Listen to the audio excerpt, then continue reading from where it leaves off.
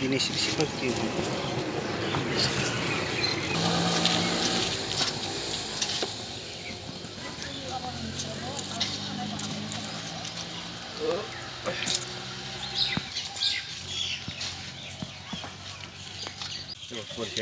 গতকালকে কটার সময় আগুন লাগলো দাদা? 11টা।